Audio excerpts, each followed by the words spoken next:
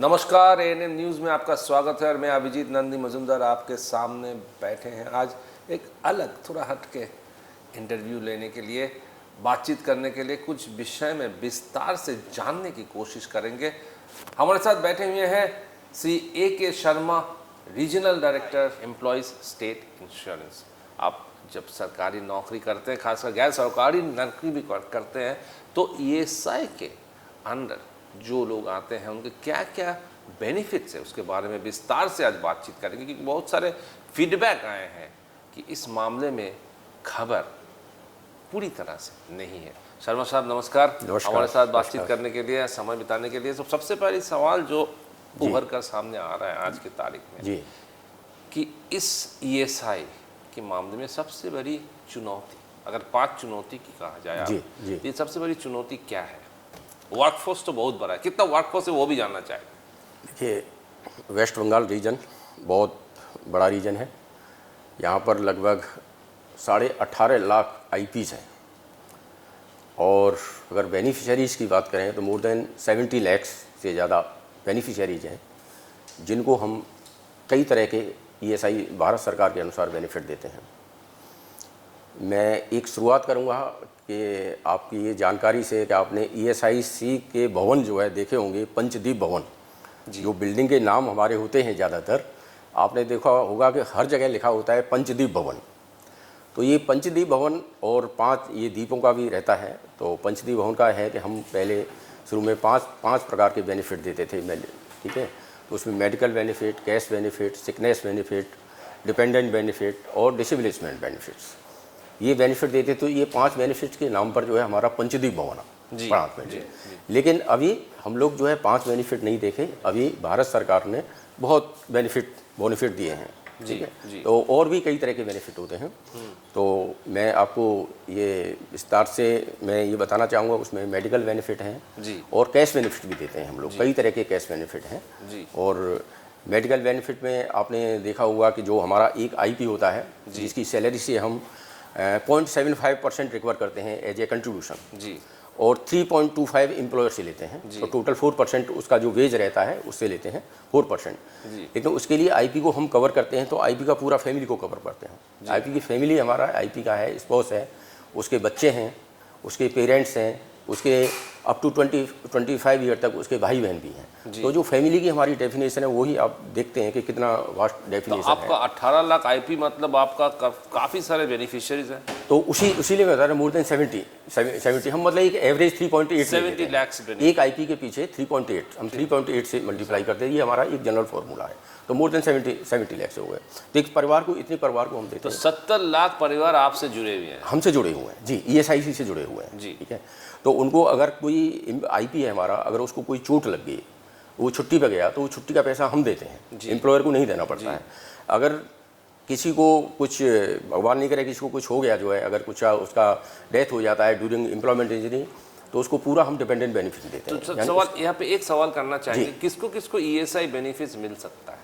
Benefit ESIC benefit जो है, जो IP लेस देन 21,000 जिनकी सैलरी है, मंथली सैलरी है, वो ESIC में कवर है। वो सब जो है ऐसे जो वर्कर्स हैं हमारे एस्टेब्लिशमेंट के हैं, उनको जो लेस देन 21,000 सैलरी वाला है, मंथली सैलरी 21 अप टू 21,000 जी, वो कवर रहते हैं। अच्छा जी। और इसके बाद इसके साथ साथ कितने लोग, एक कंपनी में कितने लोग मिनिमम होनी चाहिए ESI बेनिफिट? मिनिमम जो है 10, मिनिमम 10 होने चाहिए किसी भी फैक्ट्री एस्टेब्लिशमेंट तो में। आप बता रहे थे कि 70 लाख जो जुड़े हुए हैं जी, तो इसके साथ चुनौती क्या क्या है? देखिए, अभी भारत सरकार का जो हमारे माननीय लेबर मिनिस्टर हैं श्री भूपेंद्र यादव जी, और हमारे ESI हेडक्वार्टर्स में हमारे डायरेक्टर जनरल हैं डॉक्टर राजेंद्र प्रसाद जी। तो अभी हम लोगों को जो यहाँ पे जो टारगेट दिया हुआ है, एक नया जो हम लोग चल रहे हैं, जो मेन जो है, उसमें हमको सभी IPs और उनके परिवार के लोग, वो सबको आधार से कनेक्ट करना है। हमें उनके IP नंबर्स हैं, उनको आधार से कनेक्ट करना है, जिससे उनके बारे में हमें सही सूचनाएं मिल जाएं, उनके एड्रेस हमारे पास हों, और उनको बेनिफिट देने के लिए, मेडिकल बेनिफिट, कैश बेनिफिट के लिए एक तुरंत जो है सेवा हो, उनके फ़ायदे के लिए। तो ये अभी हमारा भारत सरकार का जो है, जो हमको एक चैलेंज दिया हुआ है, तो ये एक बड़ा चैलेंज है हमारा। उसके बाद जो है हमारे जो भारत सरकार के जो हमारे सेक्रेटरी लेवल के डायरेक्टर जनरल हैं श्री डॉक्टर राजेंद्र प्रसाद जी, उनके द्वारा अभी एक हमारे यहाँ अभियान चलाया गया है कि ई ऑफिस, हमारे यहाँ ई ऑफिस है। आपने देखा होगा कि मेरी टेबल पे कोई कागज़ नहीं है, कोई ऑफिस नहीं है, पेपरलेस वर्क, यानी ई ऑफिस। मतलब हम लोग जो भी काम करेंगे ई ऑफिस से करेंगे, मतलब ऑनलाइन सारा ऑफिस है। तो वो पूरा 100% डिजिटाइजेशन का हमको जो है अभी ई ऑफिस हमारा 100% चल रहा है।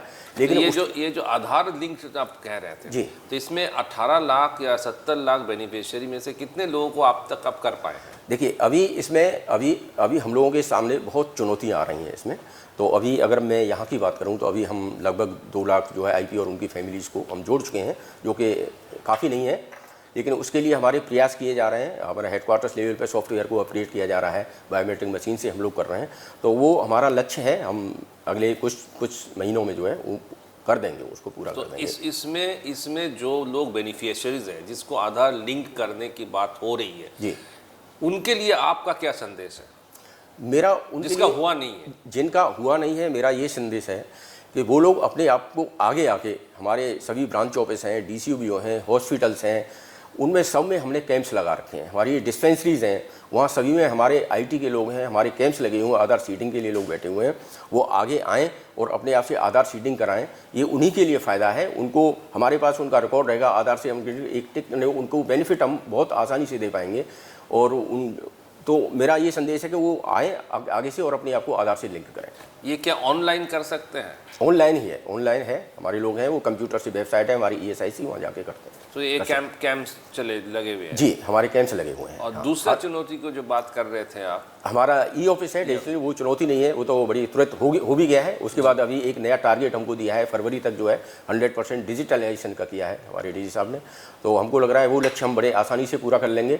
और अभी आप देख रहे हैं कि अभी हम जो भी कोई भी फाइल आती है ई ऑफिस से आती है। मैं दिन में घर पे हूँ, कभी भी हूँ, अपना लैपटॉप साथ रखता हूँ, मैं एयरपोर्ट पे बैठा हूँ, रेलवे पे बैठा हुआ हूँ, कोई एक फ़ाइल नहीं रुकती है। कभी भी मैं अपना ओपन खोल के, तो मेरे पास एक फ़ाइल आई है, मैं इमीडिएटली उसको डिस्पोज कर देता हूँ। तो ये एक बहुत बड़ा हमारा एक फ़ायदा है कि 100% ई ऑफिस हमारा हो गया है। और इससे अभी कोई भी फाइल आपको नहीं, पूरा ट्रांसपेरेंसी रहती है, पूरा आप ई ऑफिस में पूरा जो है सारा रहता है। जो है कोई उसमें ई ऑफिस में कब मैंने फ़ाइल को डिस्पोज किया, उसमें डेट आती है, उसमें इवन टाइम भी आता है, कितने बजे मैंने फ़ाइल को डिस्पोज किया, और हम कभी भी कहीं भी इसको डिस्पोज कर सकते हैं। तो 100% डिजिटाइजेशन है, फरवरी तक का हमको टाइम दिया है हमारे डायरेक्टर जनरल श्री राजेंद्र प्रसाद जी ने। तो उसको भी हम पूरा कर लेंगे, कंप्लीट कर लेंगे उसको भी। तो एक वर्कर अगर ESI बेनिफिट लेना चाहे तो सरल आकार पर उनको क्या क्या स्टेप करना चाहिए? आप क्या कहना चाहेंगे वर्कर को कि आप किस तरह से आगे बढ़ें?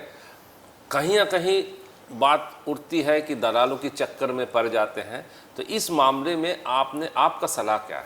मेरा जो हमारे जो वर्कर्स हैं, हमारे जो IPs हैं, उनको मेरा संदेश यही है कि आप अपने आप को, अगर आपकी सैलरी, आपकी वेजेज 21,000 से कम है, 21,000 से कम है, तो आप अपने आप को और अपने परिवार को आप ESIC में रजिस्ट्रेशन कराइए। वो एम्प्लॉयर का ड्यूटी है कि उसको रजिस्ट्रेशन कराना चाहिए। IP को आगे आके एम्प्लॉयर को बताना चाहिए कि मेरा सैलरी, मैं ESI में कवरेबल हूँ, आप मेरा ESI रजिस्ट्रेशन करिए और ESI कार्ड मुझे दीजिए। उसके बाद हमारे किसी भी ब्रांच ऑफिस में जा सकते हैं, हमारे 66 ब्रांच ऑफिस हैं और हमारी किसी भी डिस्पेंसरी में जा सकते हैं, हमारे किसी भी हॉस्पिटल जा सकते हैं, हमारे RO ऑफिस में आ सकते हैं, SRO में आ सकते हैं, वो किसी की मदद ले सकते हैं। मेरा यह है कि आप अपने आप को ESIC में इनरोल कराइए, ESI में रजिस्ट्रेशन कराइए। इसके बहुत बेनिफिट हैं, इसके कैश बेनिफिट हैं, मेडिकल बेनिफिट हैं, और पूरा परिवार सुरक्षित रहता है ESIC का। ऐसी स्कीम जो है ऑल ओवर वर्ल्ड में कहीं नहीं है। तो ये स्कीम का लाभ उठाने के लिए मान लीजिए उनको चाहिए, तो वो कैसे करेंगे? ऑनलाइन पूरा सुविधा क्या ऑनलाइन मिलती है? जी, एक बार ESIC में रजिस्टर हो जाता है, उसका ESI नंबर आ जाता है। अगर वो बीमार है तो हमारा डिस्पेंसरी हॉस्पिटल जाता है, वो ESI नंबर दिखा देता है, वो नंबर से हम लॉक कर देते हैं। सारा ऑनलाइन प्रोसेस है हमारा, ऑनलाइन सारा डिटेल उसका आ जाता है। एक बार रजिस्ट्रेशन करते समय वो पूरा फैमिली का डिटेल देता है, अपना डिटेल देता है। उसके बाद वो फीड हो जाता है, डाटा हमारे यहाँ सेव हो जाता है। उसके बाद उसको ESI नंबर केवल जहाँ भी हॉस्पिटल है या हमारे ब्रांच ऑफिस कैश बेनिफिट है, उसको ESI नंबर बताना रहता है। ESI नंबर हमारा जो ब्रांच ऑफिस में है या हमारा ESI डिस्पेंस डॉक्टर्स हैं वो डालेंगे, उसका पूरा डाटा निकल के आता है। जो भी उसको बेनिफिट मिला है वो मिलेगा बेनिफिट। तो इसमें पूरा चीज़ ही फेसलेस जो आपने अभी तक बताया जी, है, रजिस्ट्रेशन करने से पूरा ये तक फेसलेस चेहरा है। आप ऑनलाइन सब कुछ हो सकता है, सब ऑनलाइन है हमारे यहाँ, फेसलेस, टोटल ऑनलाइन फेसलेस है। इसमें पूरा सुविधा वर्कर की या आईपी की तरफ जाता है। जी जी, अगर ये ज़रूरी नहीं है कि आईपी हमारे ब्रांच ऑफिस में आए, वो अपनी फैक्ट्री में है, जो वहाँ के ह्यूमन रिसोर्स एचआर के लोग होते हैं उनको अपना कागज़ देगा, वो ऑनलाइन हमको भेज देंगे, हमारे ब्रांच ऑफिस में आ जाएगा, डिस्पेंसरी में आ जाएगा, अगर कैश पेमेंट ऑनलाइन उसको सब मिल जाएगा। तो आप आए एक दूसरे हट के थोड़ा सा आते हैं अस्पताल की तरफ। जी। तो अस्पताल की आज की तारीख में ईएसआई की आपकी बुनियादी अस्पताल, ईएसआई की बुनियादी अस्पताल कितने सारे हैं और आपके साथ कितने सारे अस्पताल? एक बातचीत चल रहे थे जब हम श्रम मंत्रालय से बातचीत कर रहे थे, माननीय मंत्री जी से बातचीत कर रहे थे, मंत्री जी ने बताया था कि गैर सरकारी अस्पतालों के साथ भी स्टैंडगार्ड करने की एक बातचीत चल रही है, कोलैबोरेशन करने की बातचीत चल रही है। तो ये कितना हद तक हुआ है? आज अस्पताल की स्थिति क्या है? जी देखिए, अभी हमारा जो ईएसआईसी कॉर्पोरेशन रन कर रहा है, वो जोका में 470 हॉस्पिटल है, 470 बेड का हॉस्पिटल है और उस काफ़ी अच्छी सुविधाएं उनको मिल रही हैं। इसके अलावा 13 हमारे स्टेट हॉस्पिटल है, मतलब स्टेट रन हॉस्पिटल है, स्टेट गवर्नमेंट हमारा चला रहा है। उसके बाद हमारी 66 डिस्पेंसरीज हैं, वो स्टेट गवर्नमेंट चला रही है। उसके बाद 6 हमारे डीसीबीओ हैं, ब्रांच ऑफिस कम डिस्पेंसरीज, वो हम चला रहे हैं। उसके तो बेनिफिशियरीज को पूरा ले। उसके अलावा भी हम लोगों ने ऑल ओवर वेस्ट बंगाल हम लोगों ने प्राइवेट हॉस्पिटल से टाई अप किया हुआ है। अच्छे जो प्राइवेट हॉस्पिटल हैं, CGHS रेट से हम लोग टाई अप किए हुए हैं। तो जो सुविधाएं हमारे हॉस्पिटल्स में नहीं है या कोई इमरजेंसी है उसके नज़दीक है, तो वहाँ लेके कैशलेस जो है ट्रीटमेंट लेते हैं हमारे डॉक्टर। आप यहाँ पे आमरी है, बड़े बड़े हॉस्पिटल्स हैं, वो सब हमारे टाई अप में हैं। और आईपी जो है सीधा वहाँ जा सकता है इमरजेंसी में, वो ट्रीटमेंट कराएगा, हमको बताएगा, हमारा डॉक्टर वेरीफाई करेगा और कैशलेस ट्रीटमेंट उसको मिलता है। वो आईपी या उसका फैमिली मेम्बर कोई भी जो डिपेंडेंट है उसके ऊपर। इस मामले में आगे जाकर आपका कोई प्लान है, कुछ करने का इरादा है? कुछ हम लोग आप विस्तार कर रहे हैं अस्पताल? जी, अभी माननीय भारत सरकार ने, अभी माननीय हमारे जो मंत्री साहब हैं, कैबिनेट मंत्री साहब हैं श्री भूपेंद्र यादव जी, अभी उन्होंने एक मार्च 24 तक 3 नए हॉस्पिटल्स लॉन्च करने का टारगेट यहाँ पे दिया है, जो कि 100 बेड का एक सिलीगुड़ी में है, 100 बेड से एक हल्दिया में है और एक 50 बेड आसनसोल में है। ये माननीय मंत्री साहब ने, भूपेंद्र यादव साहब ने मार्च 24 तक टारगेट इनको लॉन्च करने का लिया है। तो ये 3 हॉस्पिटल और मार्च तक लॉन्च हो जाएंगे, उम्मीद। इतना हद तक या काम आगे बढ़ चुका है, हो जाए इनका? हाँ, इनके काम मोर देन 95% वर्क कंप्लीट हो गए, 95% भी कंप्लीट हुए कुछ ऑप्शन, और ये टाइम से पूरे हो जाएंगे। तो ये कोविड की ट्रीटमेंट और बाकी सब सारे ट्रीटमेंट इस अस्पताल में मिल सकता है? जी, सभी। हाँ, सो ट्रीटमेंट का कोई इसमें नहीं है? नहीं, ट्रीटमेंट का कुछ नहीं है। हमारे कोविड है, जो भी बीमारी है, जो हमारे डॉक्टर्स हैं, स्पेशलिस्ट रहते हैं, वो ट्रीटमेंट करते हैं। जी। अस्पताल से हट के आते हैं थोड़ा सा बेनिफिट की तरफ। जी, तो परमानेंट डिसेबिलिटी बेनिफिट के तहत इस तरह की कितने सारे बेनिफिट्स ईएसआई दे रहे हैं, इस बारे में थोड़ा सा अगर विस्तार से बताएं। देखिए, जो आपने डिसेबलिसमेंट के बारे में, जो एक परमानेंट होता है डिसेबलिसमेंट, हाँ, एक टेम्परेरी डिसेबलेंट होता है, एक डिपेंडेंट होता है। मैं इसी पे आता हूँ पहले। हाँ, जी। तो परमानेंट डिसेबलेंट बेनिफिट एक ये होता है कि किसी वर्कर की ड्यूरिंग एम्प्लॉयमेंट, यानी जब कोई काम कर रहा है, ऑफिस आ रहे हो, उसका एक हाथ कट गया, पैर कट गया, उंगली कट गई, तो उसको जो है वो परमानेंट डिसेबलेंट, यानी उसको परमानेंट चोट लग गया, परमानेंट उसका हो गया, नुकसान हो गया। तो हमारा एक मेडिकल बोर्ड होता है, तो मेडिकल बोर्ड में वो जाता है, मेडिकल बोर्ड उसको डिसाइड करता है, असेस करता है कि अर्निंग कैपेसिटी कितना लॉस हुआ है इसका, यानी कितना इसका कैपेसिटी, अर्निंग कैपेसिटी करेगा। तो उसी रेशो में हम लोग जो है उसका all over life, whole life जो है उसका हम लोग पेंशन बना देते हैं। तो उसको ये परमानेंट रहता है। एक टेम्परेरी होता है। टेम्परेरी में क्या है, कुछ दिन के बाद सही हो जाता है, टेम्परेरी 6 महीने के लिए है, तो उसको 6 महीने तक हमारा मेडिकल बोर्ड होता है, वो उसका बताता है, तो उसको हम 6 महीने तक वो एम्प्लॉयमेंट उसका पूरा सैलरी का 90% तक देते हैं उसको। एक होता है डिपेंडेंट बेनिफिट। डिपेंडेंट बेनिफिट में क्या होता है कि जैसे during the course, during employment course जो है, अगर कोई एक्सीडेंट हो गया, उसको सीरियस एक्सीडेंट हो गया, आईपी खत्म हो जाता है, या कम्यूटिंग पीरियड होता है, जो घर से ऑफिस फैक्ट्री आता है या फैक्ट्री से ऑफिस जाता है, उसको भी हम रोजगार पीरियड के रूप में मानते हैं।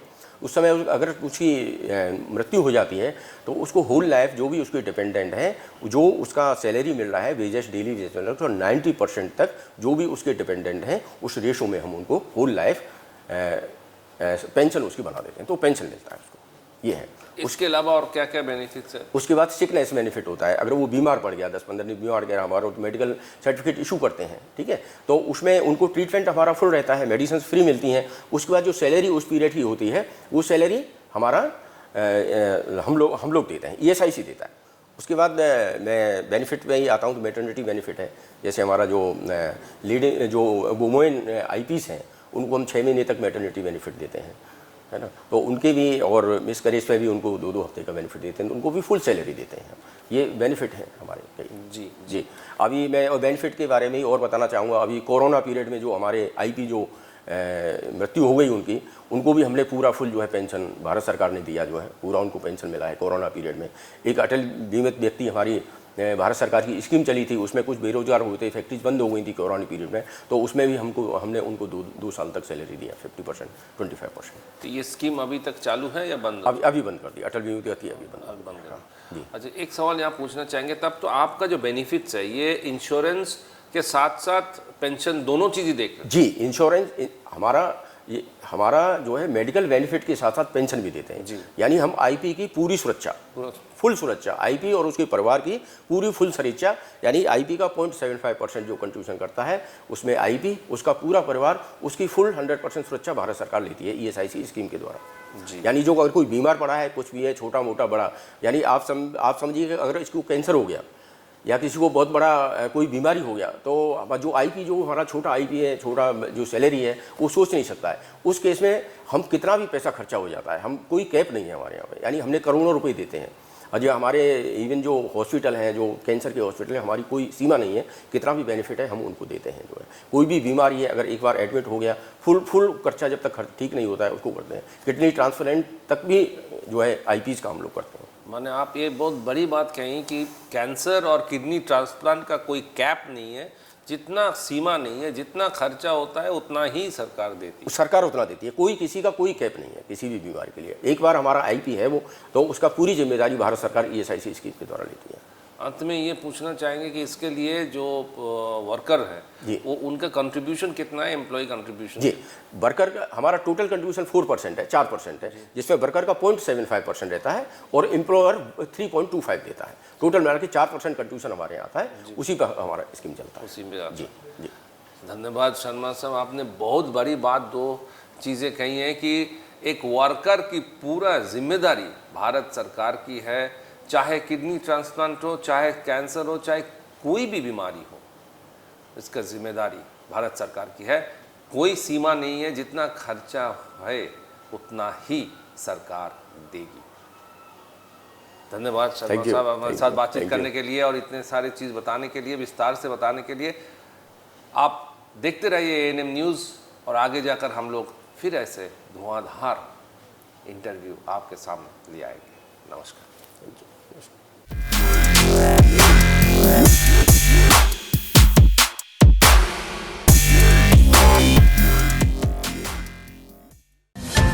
Please don't forget to subscribe our channel and also click the bell icon to get the latest updates.